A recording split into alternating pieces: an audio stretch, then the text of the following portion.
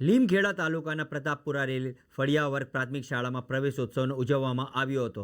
તેમાં મુખ્ય મહેમાન તરીકે એસઆઈ હિતેશભાઈ સાથે સીઆરસી કોપાડિયા, પત્રકાર અભયસિંહ, આઈસીડીસીએસનો સ્ટાફ, આંગણવાડીના કાર્યકર, શાળાના સ્ટાફ, એસએમસીના સભ્યો, પ્રવેશપાત્રના બાળકો, વાલીઓ, પાણિયા, પ્રતાપપુર, વડેલા ત્રણેય ગામના વડીલો, વાલીઓ, યુવા ભાઈઓ બહેનો વગેરે ઉપસ્થિત રહ્યા હતા। લીમખેડા પોલીસ સ્ટેશનના એએસઆઈ હિતેશભાઈ પરમારે જણાવ્યું હતું કે શાળામાં પ્રવેશ ઉત્સવ અને નવા ભવિષ્ય માટે ખૂબ સુંદર પ્રસંગ છે, જેમાં સહભાગી થવાનો મોકો વારંવાર મળતો નથી। આ પ્રવેશ મેળવતા બાળકો ખૂબ જ ભણે છે, સારું ભણે અને સતત ભણે એવી શુભેચ્છા એમને ભણતરમાં પડતી તકલીફો દૂર કરવાના તમામ પ્રયત્નો સરકાર કરે છે, સાથે સાથે ભણતરની દરેક જરૂરિયાતો પૂરી થાય છે એની પણ કાળજી રાખે છે। વધુમાં હિતેશભાઈ પરમારે જણાવ્યું હતું કે બાળકો શાળામાં નિયમિત આવે, વચ્ચે ભણતર છોડે નહીં। વાલીઓને ખાસ વિનંતી કે બાળકોને મજૂરી ન કરાવે, બાળકને શાળામાં શું ભણાવ્યું છે તેનો વર્ગ શિક્ષક કોણ છે અને 15 દિવસે વાલીઓ શાળાની મુલાકાત લે તેમ જણાવ્યું હતું। તેમાં બાળવાટિકાના 10 અને ધોરણ 1ના 17 બાળકોનો પ્રવેશ આપવામાં આવ્યો। આ બાળકોને શિક્ષકોને કીટ આપવામાં આવી અને સાથે ધોરણ 3થી 5નો પ્રથમ નંબરવાળા બાળકો અને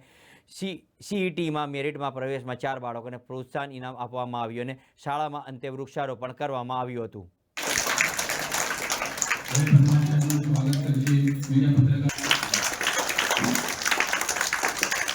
સરકારે દરેક બાળકને શાળા સુધી પહોંચવા માટે, શાળા શું છે સમજાવવા માટે અને શાળામાં નિયમિત આવે, શિક્ષણ છોડે નહીં તે માટે આ એક કોન્સેપ્ટ મૂકેલો છે, જે લગભગ 20 વર્ષથી ચાલુ છે।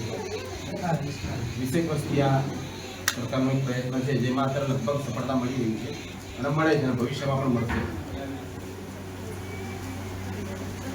વાલીઓને પણ ખાસ વિનંતી કે પોતાના બાળકોને મજૂરી ન કરાવી અને નિશાળે મોકલે। શાળામાંથી જે ભણાવ્યું છે એ ઘરે જઈને બાળકને પૂછે કે શું ભણાવ્યું છે, ના ખબર પડે અઠવાડિયે 15 દિવસે સ્કૂલની મુલાકાત લો। વાલીદને એટલી તો ખબર હોવી જોઈએ કે ભાઈ મારું બાળક જે શાળામાં ભણે છે એ શાળાના એના શિક્ષકનું નામ શું છે,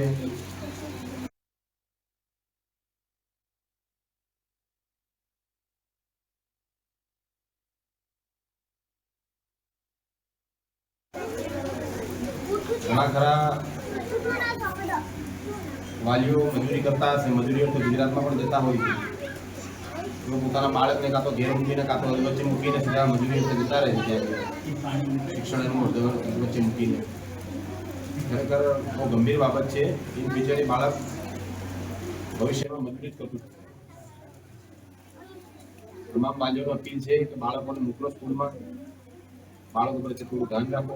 24 કલાકમાંથી વધારે તો નહીં, પણ આપણે અડધો કલાકનો બાળકો પાસે ફાળવીશું એના માટે સારું છે।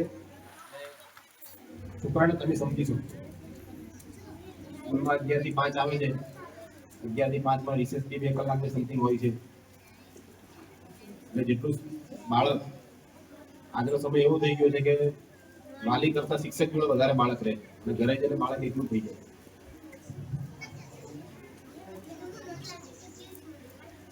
બીજું તો વધારે એવું નથી, પણ વાલીઓને અપીલ છે કે બાળકોને સ્કૂલમાં રોજ રોજ મૂકો, સમજો અને પૂછો।